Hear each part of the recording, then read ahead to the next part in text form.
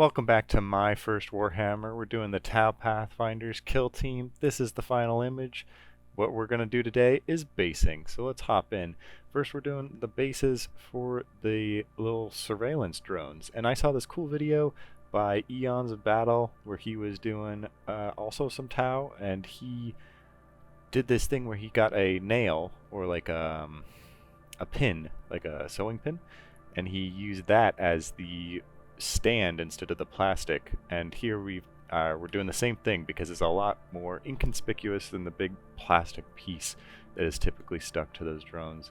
So I had put in the clear thing into both the drone and the base and snapped it off so that the little bits were still in there, and then you drill a hole as we see me doing here in this video. We're drilling a hole with our drill and with a pin, and sometimes for super gluing it, super glue seemed to be the best. You need a good glob on there, and here we can see I'm going to use a quark to kind of stand him up so that he can dry, but it can take a while if you're hand holding it, so I would recommend trying to find some drying for it, or like a stand.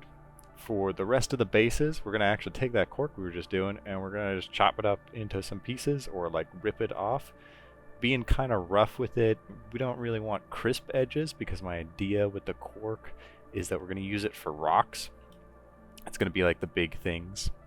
We're taking some milliput. Once again, I have been watching Eons of Battle. I'll link it in the description as main inspiration for, or like tutorials I've been watching for basing. But we're taking some milliput and we're kind of sculpting some terrain so that we're not working with like a flat piece of plastic, a flat piece of ground. Not that there's anything wrong with that, I just wanted a more natural look. The kind of look I'm imagining here is like a weird, not weird, but like a tundra landscape with some rocks. So to support that, we have the quark, and we're kind of sculpting some mounds of dirt or like natural earth environment with the milliput. I also will later show off some tundra grass that I got, little tundra tufts. And so that's our end goal, is a kind of tundra-y, icy, not very vegetated and not very kind of snowy environment. So my mindset as I'm approaching this, we keep seeing I'm like pushing a dude into the milliput and then pulling him out and pushing a dude in. And what I'm doing as I make these stands, here we'll see it with my medic. We're taking a piece of milliput and I'm putting it down on the base, and then I'm sticking the dude on there, and I'm kind of trying to imagine what kind of terrain would add to the story of this character. First of all, as well, I add a little glob of super glue before adding the milliput because that'll make the bond more permanent between the milliput and the base when it's done. So back to that story idea that I'm thinking about. For the medic, I was thinking I kind of put this clay as just like a regular mound because the medic, you know, he's noble and doesn't necessarily want to fight, so he's standing on this mound ready to go serve his duty and go help his teammates. Whereas the grenadier that we're looking at now, my idea for him was, since he had that kind of lobbing pose to him, I wanted these big rocks on him that either added to his frame. Here we can see I'm taking a really big piece of quark that added to his frame, or acted as if he's kind of like throwing the grenade over those rocks. We've been seeing, as well as I do this, the way I'm doing it is I lay out the milliput, I kind of push the quark pieces in, and so I can see which quark pieces fit. Here we go, that's what I'm doing right here. So I'm like seeing what's the framing of these quark pieces of what these rocks could do, and then I take them out and then I super glue them back in, so I can kind of play around with a framing, with the composition of each little stand, if you will. So once all of those framings have been done, here we can see the sniper. Like, I've got some rocks laid out for the sniper in a way that I was wanting. Once we were done with laying out the big rocks, my idea was to use sand as grass. I saw it in a in like a classic way of doing grass, like back in the 90s or early 2000s, you just use sand as your grass. So I'm putting some just Elmer's glue on the base after the milliput has dried and turned into its solid epoxy, which, fair warning, it will dry faster than you expect. So get it in its shape before you think you don't have time. Anyhow, so we're getting Elmer's glue on there. We're just spreading it around with a brush and some water, and then we're sticking it in some sand. As you saw with the first few bases, I was kind of burying it, and then I got smart and I just tipped it upside down and pushed it into the sand, and that works. Once that's dry, we've got to give it a quick prime, probably with too much paint, but I'll get a hang of that eventually. Get it from all angles so that all the crevices can be filled, and we got some nice white prime. As you saw on the bottom of that as well, I labeled them based on what the dudes looked like, because I didn't have the kill team names for them. And that really helped so that I could match up the dudes with them later after they all turned white, because I specifically framed them for the individual dude, right? So here we're starting to mix our colors for our grass and eventually our rocks and stones as well. Once again, we have that grass tufts that are kind of helping me guide my color palette. We can see it's like this yellowy, dry tundra grass that has a bit of white to it, and it's a pretty desaturated grass. So here we're just trying to mix up some darks and some midtones and some lights. Once again, I am mixing my colors, so I can't give exact colors for what I'm doing, but I can give the general idea of what I'm doing. I'm just getting this kind of deep desaturated green, and I'm doing a wash with it, and I don't get it right the first time. I wanted it darker, and even darker still, and then I do another wash with it. And the reason I'm doing a wash with it, which just for me is getting my brush pretty heavy wet with just regular water and just getting a little bit of ink, and also just adding a lot of water to the mixed paint itself there. And you can see it's very not pigment heavy on the bases as we put it on. And the reason I'm doing that is so that this dark tone for the grass can seep into the cracks between all the sand, so that it gets into those deeper parts, deeper recesses, so it looks like the parts closer to the ground are a darker green than the rest. And we can still see here that I'm not confident I have the right color, so I just keep kind of mixing until I find something that I like, and eventually I do, and it's this shade of more of a murky brown green that ends up being the kind of close to correct color. Once again, applying a wash to all of those recessed areas to get that color in there. But speaking on that, framing some more of all the rocks and how to design your bases to look kind of cool. Definitely place your guys on the bases as you design the terrain around the dudes. That'll help you create a kind of story for them. So the sniper, since I had him in a pose, if you've been watching the previous two episodes, I posed him down low, so he's kind of kneeling on one knee. I thought it'd be cool, because snipers do this, is to lean the rifle up against a rock so that he is more stable. Unfortunately, his rifle's way too big for that, but I do have a rock that is very sharp and jagged that helps point with his sniper rifle towards the end. So that's the kind of mentality I mean by framing. Come up with a story and how to add to the story you already have. Now that our dark recesses are painted, we're just doing a dry brush of this mid-tone sort of yellower color that is closer to that tundra yellow that I was talking about earlier. We're just dry brushing over it, and now we're just doing a base coat on all the rocks, just this kind of gray, typical stony color. Later I pushed it more towards blue to be more vibrant, because I realized I was doing a very earth terrain, and I was like, well, Do the Taus come from Earth? Not really. So we do a base coat of gray, and then we get a darker gray, and we do a wash of that to once again get both a darker color and to get the darker recesses colored heavier. And then I'm doing a dry brush of a lighter steel blue kind of color that I made. And the steel blue is, one, it aids in the frosty look, getting a little bit of blue in there and making it kind of white.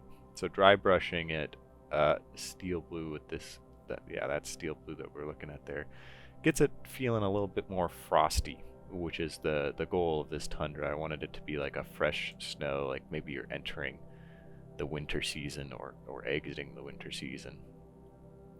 But dry brushing all of it, very important for getting those highlights out, and getting the recesses will get darker just by getting everything else kind of lighter. So we'll just finish that up here.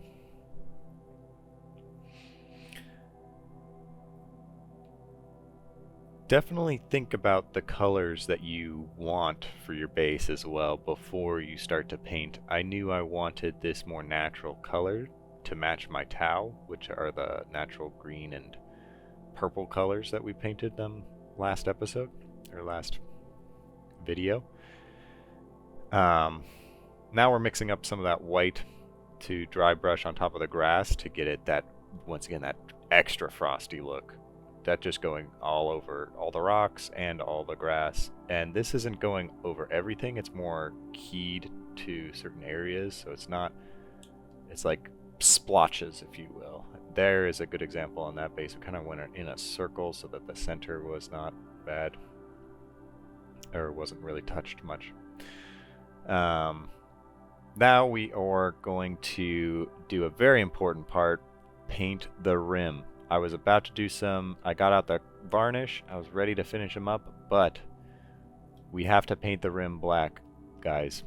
If you don't do this, your model's not complete, your bases aren't complete, it's not going to look clean, it's going to look like you've got sloppy edges on your bases. So make sure you paint them black or brown, or if you're doing ice, just paint them a logical edge. From my research, it seems black is for sci-fi, brown is for fantasy. So if you're doing Age of Sigmar, do brown edges. If you're doing 40k, do black edges.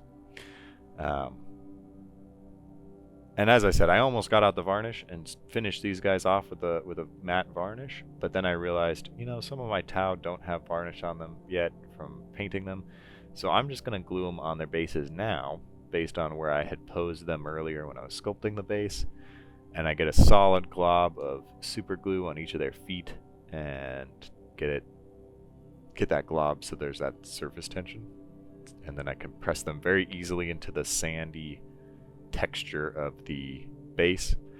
Doing the bases, in my opinion, separate from the guys as well is fun because they sit on top of the terrain rather than kind of sinking in. A risk that I could have had if I glued them on during the milliput phase was because I was pushing them into the milliput, they were creating these indents in the milliput, and if I were to let the milliput dry as such, or if I were to put them on during the milliput phase, then when I put on sand, it would kind of look like they were sunk into the grass, like it was a more swampy terrain, which could be a very great benefit if you want to use the milliput method to actually sink them into the terrain.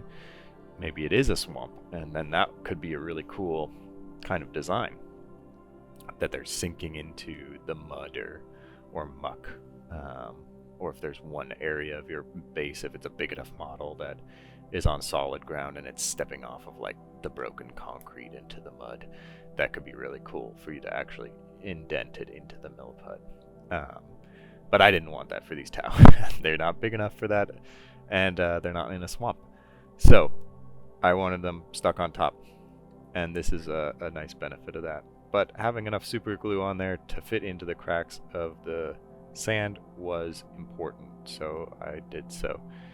Um, anyhow, I was almost ready to varnish the bases, realized some of the Tau had not had varnish yet, so I just decided to stick them on now. And then we go into varnishing them all up. Going back to the colors of your bases, I chose this very natural look because my Tau kind of look pretty natural. They have that sage green to them and this like plum purple that makes them look very serene, very calm, and I kept that going in the bases as well. The tundra kind of environment, the natural environment, rather than being too alien and being like hyper blue or pinks or anything like that, make these Tau feel very zen, which is kind of the vibes that we were going for when we were looking at colors to begin with at the beginning of the last video, and we were looking into researching what colors did we want for these Tau. And zen was the word that was coming up, and that's what these guys do end up feeling. And the white as well, I feel, when we start to add snow later on, really helped sell that idea of like purity that I get from the Tau. Here we're starting to add the snow. Now, when I was doing research on snow, I learned that you want to mix the snow particles with some glue and with some varnish. So we're going to get some satin varnish and some Elmer's glue and make this kind of like putty out of it. And then we can put that onto our bases. We can kind of paint it on with a brush. And what this will do, if you just leave it as such, it'll kind of make a melted snow effect. I didn't really like the melted snow. I wanted it to feel like the snow was more fresh. And the reason it'll feel like melted snow is because the glue will have this kind of glossy look to it, and of course the satin varnish will also have a glossy look to it. But I wanted it to be more like fresh fallen snow. So what I did was, once I painted on these like globules of the snow from the mix that I made in that tin, I then took a bit of like a small scoop of this sandy snow, and I just kind of dusted it over that. Here you can see I'm just dusting it over the freshly laid glue snow mix, and that just let the snow stick right on top. It's not perfect because obviously it's just sticking right on top, but the snow hasn't really fallen off since putting it on, and I'm not too worried about it ever really falling off too much at all. But it allowed, just dusting it over the model like this, allowed it to be in a much more natural spot than hand putting it on as well, which was very nice. And the final touches are the tundra grasses that we've been researching this whole time. So in a similar way, these tundra grasses from Army Painter, when I take them off of the little wax paper, they have a little bit of stickiness to the bottom of them. So in a similar way to the rocks, I'm kind of putting them on the base to see where I want it for framing purposes. And then I take a little bit of terrain glue, or I'm sure Elmer's glue would probably be fine in this case, or super glue, any kind of glue of your choice.